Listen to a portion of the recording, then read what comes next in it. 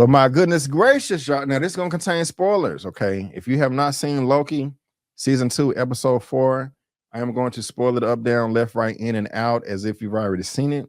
That is your warning, but I'm pretty sure y'all have seen it if you're watching a superhero comic book show. And this came out a couple of days ago. But like I was about to say, my goodness gracious, y'all, what an episode. That was easily the best episode of the season so far. And man, I am happy what is going to happen. Now, initially, when I saw Victor Timely in episode 3, I really didn't like him. He rubbed me the wrong way. His attitude, his personality kind of got on my nerve. And I remember saying that in my recap when I was watching it, when I was telling you guys that, like, you know, hey, he just really didn't work out for me. I really didn't like it. And so the reason why I say that now is because me watching episode 4, I have a change of heart. I just liked him a little bit better. I wasn't in love with him, but I liked him a bit more. And I kind of just felt sorry for him. You know, there was a part of his personality that I could identify with. One line of dialogue that he had in particular, he's saying, I'm from Chicago. It's the something capital of the world, you know, and I really did like that. But the beginning of, you know, the end of episode 3, we found out that there was some secret that Miss Minutes knew about Ravonna. And she was like, hey, you know, I got some information to tell you. You're not going to like it. And we found out that Kane, the one who remains, was going around wiping memories, wiping everybody's memory, that Ravonna, Renslayer, there was a couple. They were a love interest. There was a boo thing. There was a thing. And that's always happened in the comics. And guys, not only was they like partners, she was leading his armies. That's a hell of a responsibility. And they making him look bad. Talk, you know, like the woman that, you know, she's taking charge and, you know, taking on all the responsibility. Like, wait a minute, I'm the one that was doing all the work and help him rise to power, and he just going to erase my memory like this and kick me to the curb and send me to the make me do a desk job at the TVA? No, I want to be at the Citadel, sir, with you at the end of time with my feet kicked up, you know, on the balcony. I wasn't gonna keep that going, but you know, I'm gonna keep it PG over here. So I understand why she would be upset. Now, Miss Menace is crazy as hell. We done saw how she acted in episode 3, but man, she flipping back and forth, you know, different sides like a fish out of water. We don't know where her loyalty lies. At first, you know, she talking about the Ravonna like, hey, we don't need him. We can rule everything on our own. Man, the previous episode, you was happy doing jumping jacks in the boat when he kicked her off. And now you want to team up with Ravonna? What's going on? That don't really make sense to me. It don't. And in my opinion, Renslayer should be put, you know, she should know all about that. She shouldn't just be, you know, following Miss Minutes blind like that. Now, again, what did y'all think about what is his name? Hunter X5, the actor. The one that did not know what side he wanted to be on. Not talking about Loki, not talking about Mobius. We're not talking about Sylvie or Ravonna. Not talking about Casey or Hunter B15 or Obi. We are talking about Hunter X5, Brad Wolf, the actor. Okay, how do y'all feel about his character? Now, this had to be one of the most goriest, violent scenes in the whole MCU, where they murdered Dox's team. I did not expect that at all. I did like it, but I want, you know, of course they wouldn't have shown it, but one thing when I was watching the episode, I was saying to myself, why are y'all being so blatantly obvious with your defiance? I would have easily been like, hell yeah, Ravonna and Miss Menace, I'm teamed up with you. You know what I'm saying? Let's go party. Let's get out of here. Let's do it. What's the plan? I would have did that to get out of the collar and to get out of the room, and then we would have jumped their ass. I mean, you can't really jump the machine, but you know, like they could have jumped Ravona. It was 12 of them. So that's like, no, we don't want to do, we rather die than join you, and they get smushed to death. I was like, man, that was violent and all that, but I was just saying, y'all are just too obvious with the defiance right here. I would have played the fiddle like a mug. I'm like, yeah, I'm teamed up with you. As soon as I got out of that room, I would have hit them in the back of the head or ran or something. So I didn't expect it at all. I really didn't. I really didn't expect it at all. And Brad, like Darth Wayne said, that was pretty evil. And you saw, and you know, I did like Ravona's reaction. You know, she was standing ground. She's very evil. She's not a good character at all. In the Disney Plus, it wasn't Disney, it's on Disney Plus now, but it wasn't when it originally came out. Earth Mightiest Heroes. They didn't really show Ravona talking, but they made you sympathetic to her character. Like, oh man, she's just an innocent woman that Kang loves, and you want her to win. You want, you know, she was dying.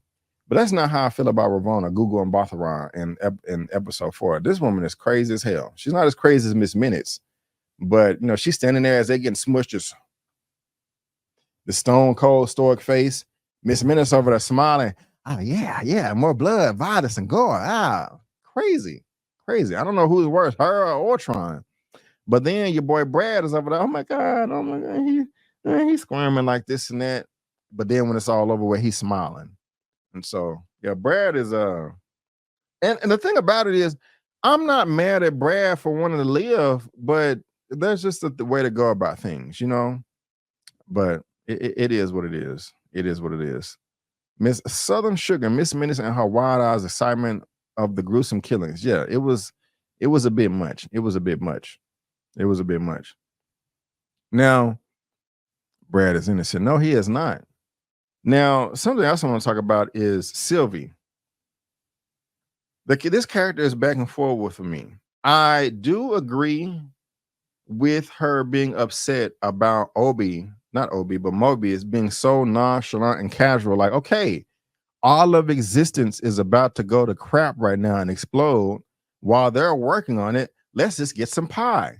It's like, dude, how can you be so just carefree right now and just put all your trust in them? Is there nothing that you can do right now to help expedite this situation, to help, you know, to help stop the flood, to put out the fire?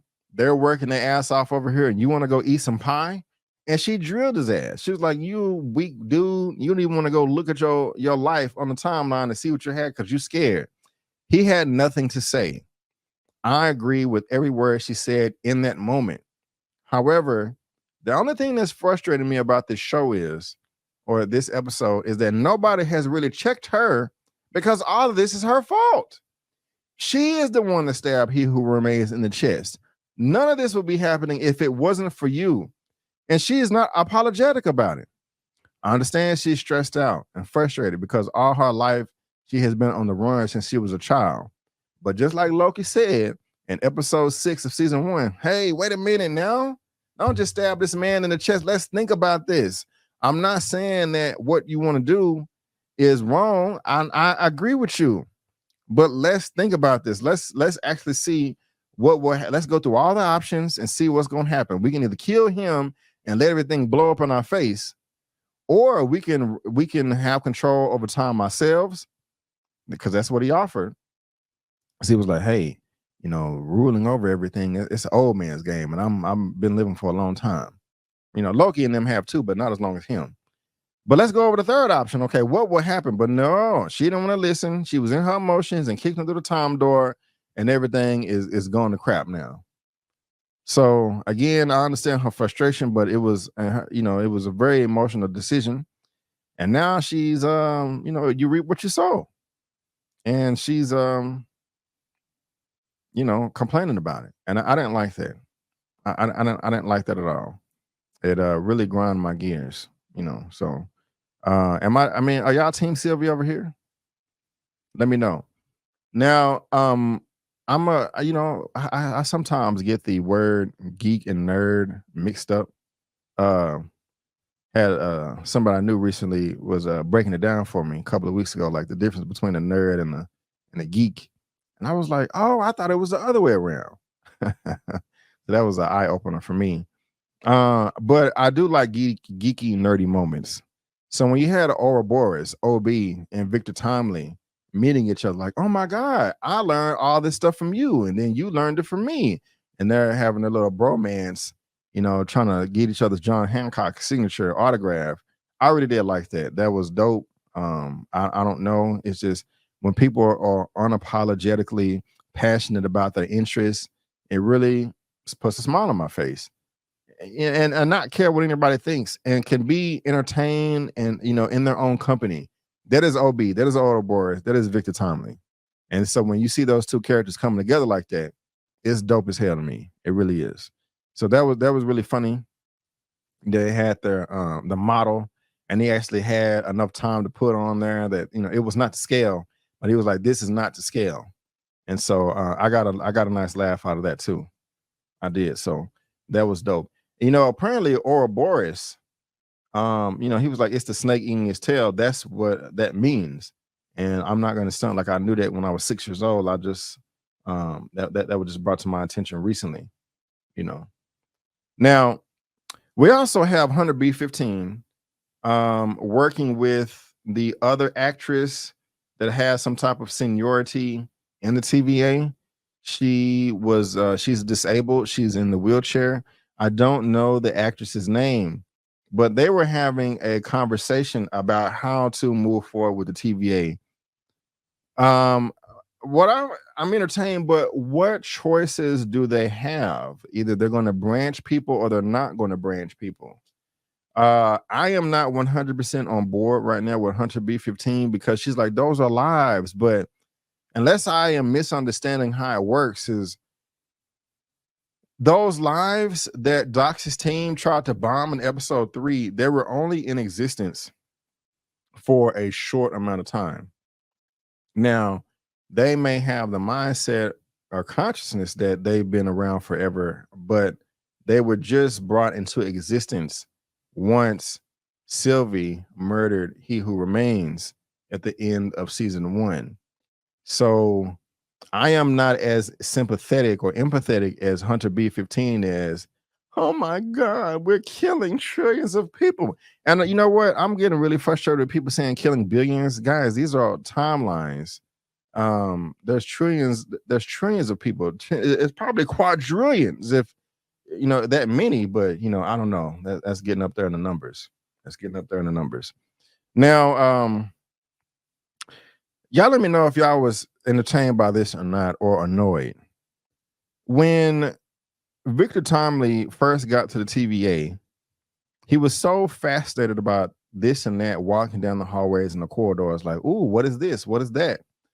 And now the cast, Loki and Hunter B15, see what they're like, hey, Ouroboros, hey man, we don't got no time, man. We can sightsee later. Let's fix the thing first. Did that annoy y'all, or did y'all like that as far as his personality? I was just kind of like, get out of here with that, But y'all let me know what y'all think. Now I'm gonna keep on going, of course, but I want to kind of see what you guys are saying as well. Let's see here. Sylvie's bromance comment was funny. Yeah, it was. Like, hey, bro, can y'all chill out with all that? Jojo, Hunter B15 past life was working in a hospital, so she was going to respond that way.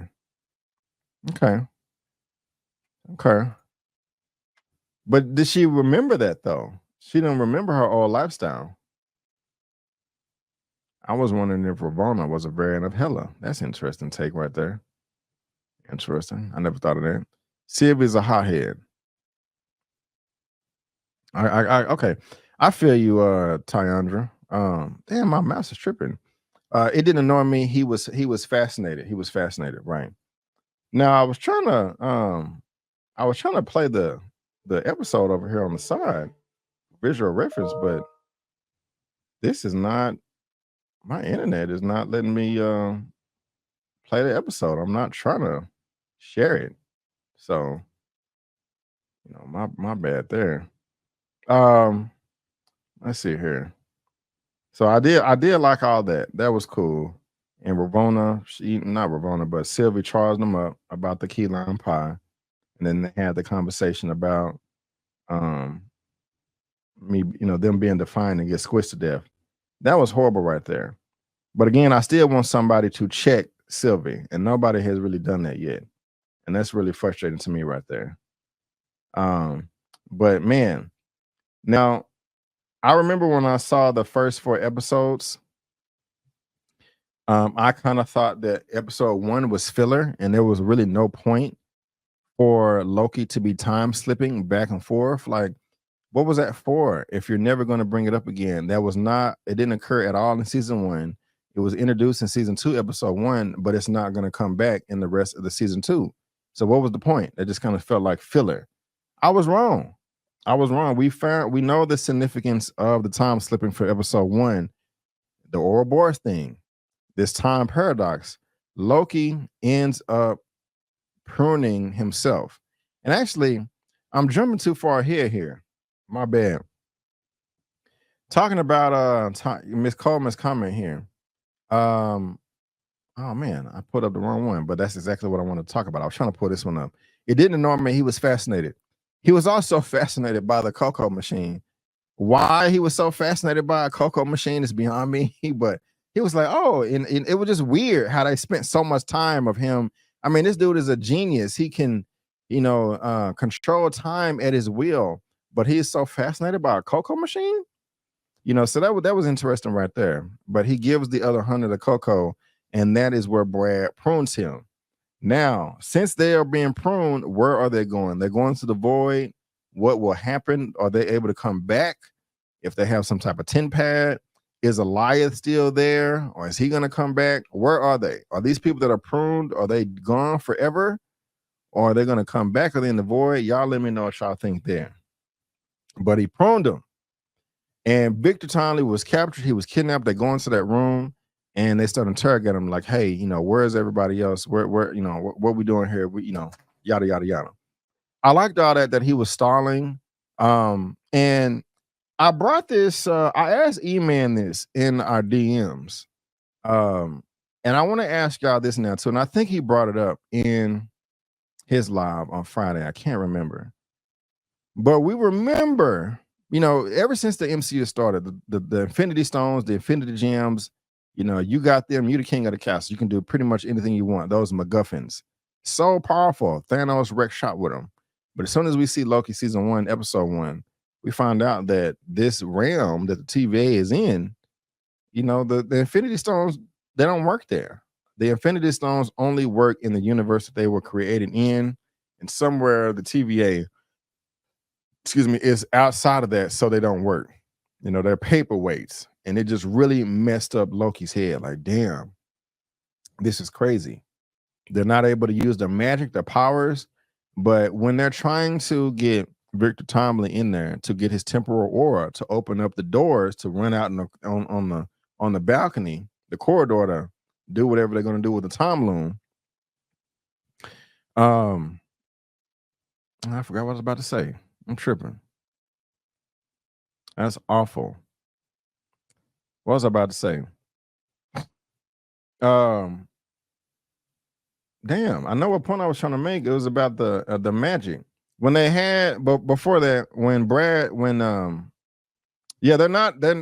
weren't able to use Infinity Stones, but they're not able to use the magic either because they have the power. The TVA has the power dampeners to able to turn off the magic. Very, very smart for security. And so when they tried to reboot the system, because Miss Minutes was taking over and locking all of them out, I was like, hey, let's just reboot this thing. It'll take Miss Minutes down for a few minutes, but our people will also be using magic. And it was like, oh, turn it off. I thought that was dope as hell. I like the fact that their magic abilities, talking about the 2 Lokis, is not just, it's power based, but it's not just physical strength. Loki can blast people and make illusions and things of that nature, but Sophie has the ability to enchant people. So she was able to use that ability to trick or to enchant Hunter X5 to go prune Sylvie and to rescue Victor Tomlin. I thought that was amazing, and I did not expect for Ravonna to get pruned like that. I thought she was going to be a character that was going to last to the end of the season because she's a good character. She's a good evil character, and I like her. So that was interesting to me. But what I was talking about with Eman is I asked him this question. I was like, say, since they rebooted the TVA and they're able to use their magic now, are the Infinity Stones, are they able to be used as well? Now, I didn't think about this at the time I asked him, but his reply was no, because they're not magic, which is true, but they still may not work, because if the rules from the comics applies in the MCU, those stones will only work in the universe that they was created in, and that's not necessarily the case in the TVA. So I kind of want to pose that question to you guys. We saw that Sylvie and Loki were able to use their magic, but were they able to, I mean, do you think the Infinity Stones will still work? I don't think they're going to come into play in these last 4 episodes, but you know, just to have fun and to speculate, that's just something that I was really thinking about. And I kind of want to hear y'all's thoughts too. So let me know in that comment section below what y'all thought about that. But we're coming up at the end of the episode here, and your boy Victor Tomlin puts on his suit and he tries to run out there, and that time aura radiation has oh no, I'm tripping, backing up. Loki prunes himself. That is just so weird to me how that works with time in this paradox. It's like, if he didn't do it, he wouldn't have existed. And it's like the future Loki pruned the past Loki that time slipped to the future. But it's like he knew that he had to do it. But how did he know that he had to do it? Because he wasn't there to begin with, unless unless he's there. It's so bizarre, this Ouroboros snake eating his tail thing, this paradox on which comes first. Like, that's just really wild to me. And they really got to be careful with the writing, because they could really mess this up and write themselves in the corner. And we will definitely need a reboot. But so far, so good. But man, that was I like that. I was like, okay, yeah, I was wrong, Brandon. Season 2, episode 1, this was not a pointless filler.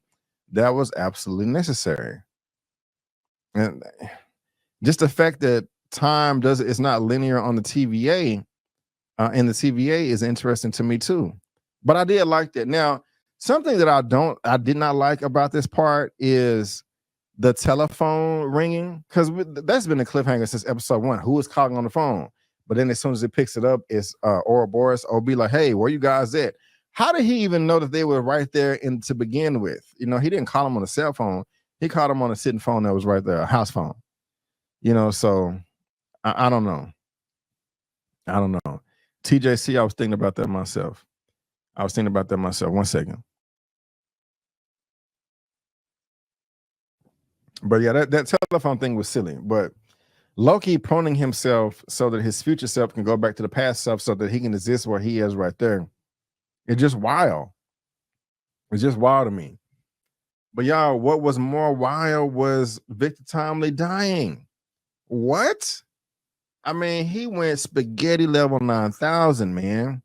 In more ways than one. I was like, oh shoot, what's about to happen now? I did not expect this. I did not see this. This is crazy. I did not expect it. I didn't. But I was so happy it happened, because I am tired. And it's not like the MCU is predictable, but I want to be surprised. I want to have these moments like I had watching this the first time, and just saying, oh my God, did they really just kill this guy? And besides me watching it, y'all, I have watched so many reaction videos since Thursday night, just seeing everybody else react to it too. And I've had such a great time in that scene right there. Everybody's like, oh, they killed him. What? Oh shit. Oh.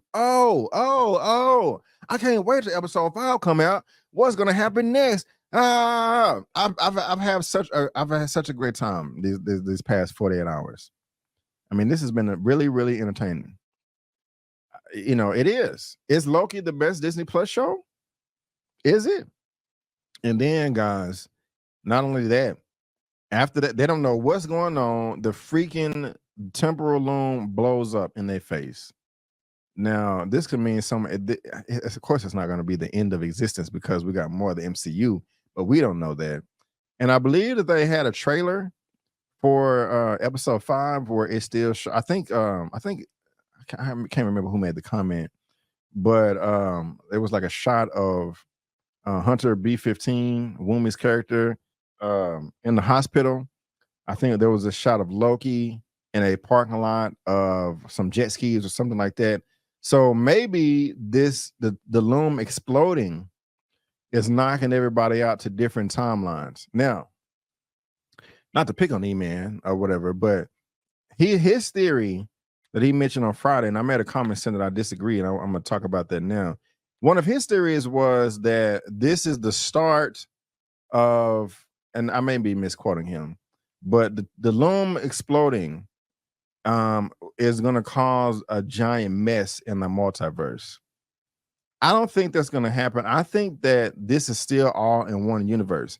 And I heard other people saying that this explosion, this is what's going to combine the Tobey Maguire universe, the Andrew Garfield Spider-Man universe, the Venom verse, the Ghost Rider verse, the Fantastic Four verse, the X-Men from 20. This is going to bring everything together.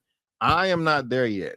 I'm not there yet. I am still in the vein that you have a different universe, or this universe that we're in right now, the 616. We're in the 616 universe, which like say for instance, like Earth represents the 616 and our moon represents like a different dimension or a different void, so that's what a TVA is. But we're in our own universe, but you still have different timelines within our own universe. You know what I'm saying? To go back and forth and present. That's what I'm thinking. I'm thinking that these are I don't think this is a multiverse thing collapse. I think this is just a universal collapse of timelines.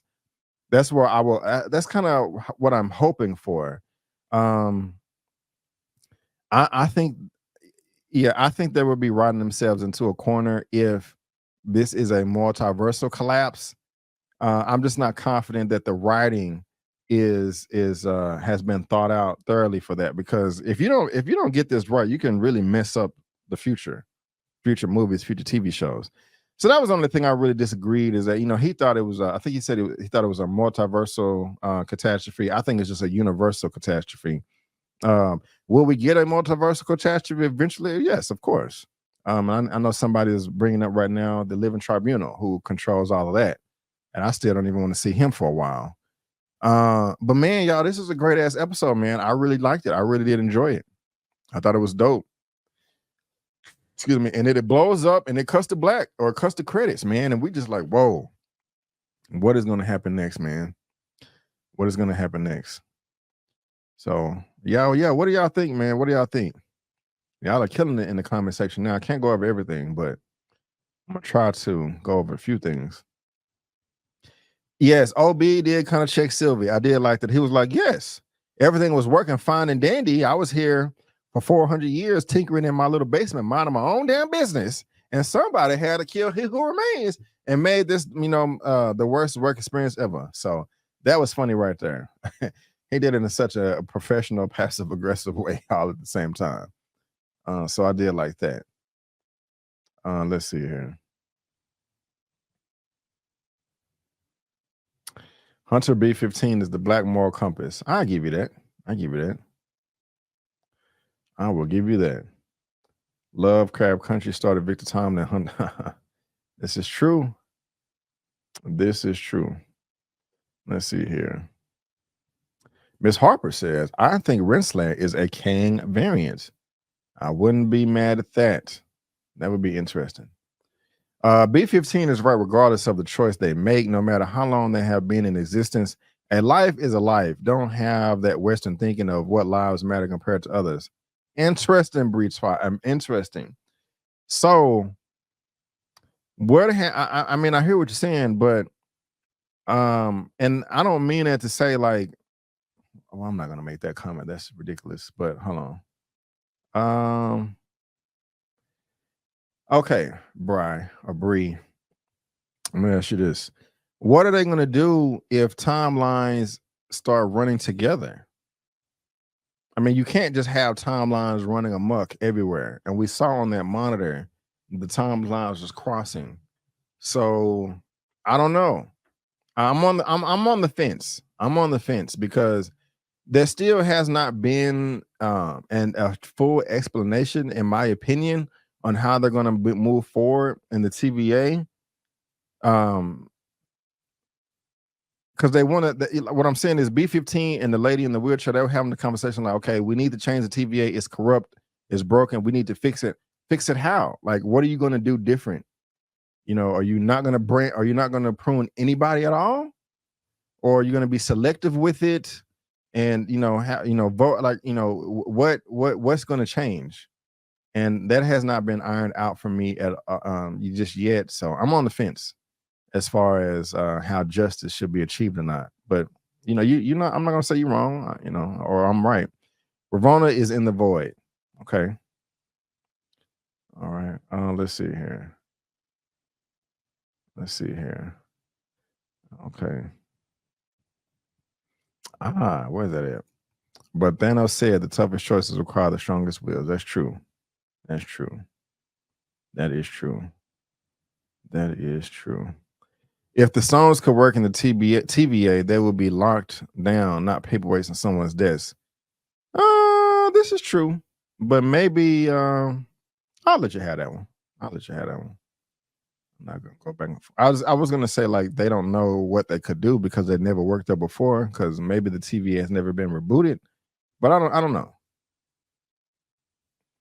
Man, I thought the radiation was going to turn him into an X-Man or Super Scroll. What's up, Andrew Robbie? I saw somebody else was thinking, like in another recap, they was like, he's going to get activated. It's going to power him up. No, it powered his ass down. So that's interesting right there. Let's see here. High drama. Yeah. No, pruning will lead to an infinite number of Kangs, which means a multiverse war is inevitable. Okay. So we got some people here that's like, oh, this is not so they shouldn't. So just let variance exist over and over and over and over and over again. Just an infinite amount of variance and infinite timelines. Is that what we're doing? I just want to make I'm just trying to understand. But yeah, man, that's it for episode 4, man. Episode 4 was fire. It was the best in the season so far. I cannot wait to see what happens in episode 5.